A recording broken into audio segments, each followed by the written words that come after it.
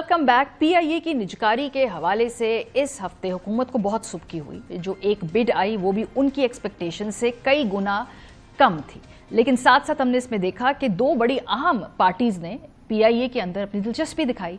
पहला तो था सूबा खैबर पख्तूनख्वा, जहां पे अली अमीन गंडापुर साहब ने कहा कि वो उनकी गवर्नमेंट पीआईए को खरीद कर चलाना चाहती है।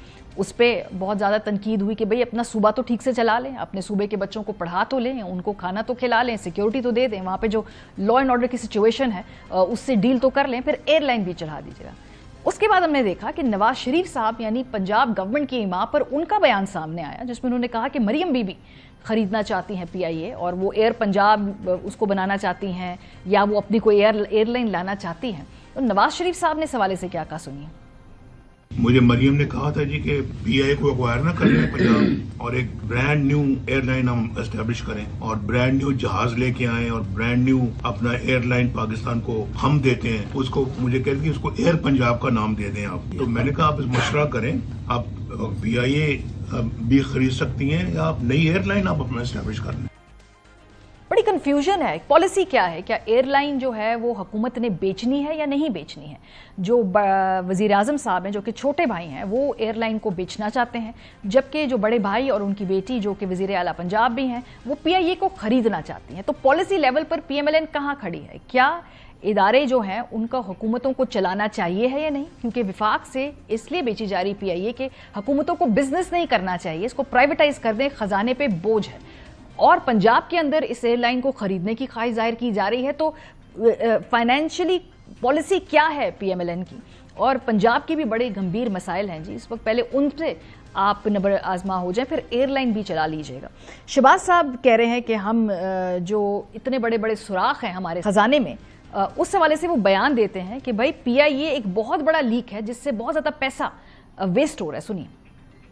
जो लॉस मेकिंग जो हमारे इदारे हैं, अंदाजा कीजिए उसकी तरफ हम बड़ी तेजी से जा रहे हैं। एयरपोर्ट्स को हम आउटसोर्स करने जा रहे हैं, पीआईए को हम प्राइवेटाइज करने जा रहे हैं। उसके लिए हमारी कल भी मेरी मीटिंग्स हुई, almost daily in one way और दी अदर मीटिंग होती, ताकि ये खजाना कहाँ से भरेगा। पीछे जो होल्स हैं, जो सुराख हैं। आगे बढ़ के नवाज शरीफ साहब ने कहा कि जी पीआईए की जो तबाही है उसकी जिम्मे गुलाम सरवर खान साहब पे है, जो कि बिल्कुल सही बात है। पीटीआई के वो वजीर थे, वजीर हवाबाजी, उनका इंतहाई गैर जिम्मेदाराना बयान था जिसमें उन्होंने कहा कि पायलट्स की डिग्रीज मशकूक हैं, जिसके बाद पाकिस्तान के जो रूट्स हैं पीआईए के वो उससे मुतासिर हुए, वो बंद हुए। इस पर नवाज शरीफ साहब ने क्या कहा, जरा सुनिए। मुझे भी इसका बड़ा दुख है और हमारे अंदर वो लोग मौजूद हैं जिन्होंने पीआईए को तबाह बर्बाद किया है। वो शख्स जो वजीर था इमरान खान के जमाने में, जिसने कहा था कि पीआईए के जो पायलट्स हैं उनके पास लाइसेंस जाली। पीआईए इसी तरह से बर्बाद हुई।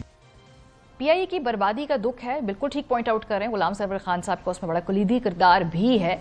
तो फिर ऐसे शख्स के साथ पीएमएलएन ने सीट एडजस्टमेंट क्यों की? हम आपके सामने रखते हैं। रावलपिंडी के हल्का NA 54 से जो आईपीपी के उम्मीदवार गुलाम सरवर खान साहब थे, उनकी यहाँ सीट एडजस्टमेंट के तहत उन्हें नून लीग की हिमायत हासिल हुई थी और उनके मुकाबले में तहरीक इंसाफ की हिमायत याफ्ता अजरा मसूद उम्मीदवार थी। तो 2024 में उसी गुलाम सरवर के साथ पीएमएलएन ने सीट एडजस्टमेंट की थी, जिसने पीआईए की तबाही का, जिनके ऊपर मलबा नवाज शरीफ साहब खुद इस वक्त डाल रहे हैं। प्रोग्राम का वक्त खत्म हो गया जी। अपना फीडबैक देना मत भूलिएगा। ख्याल रखिए। खुदा हाफिज़।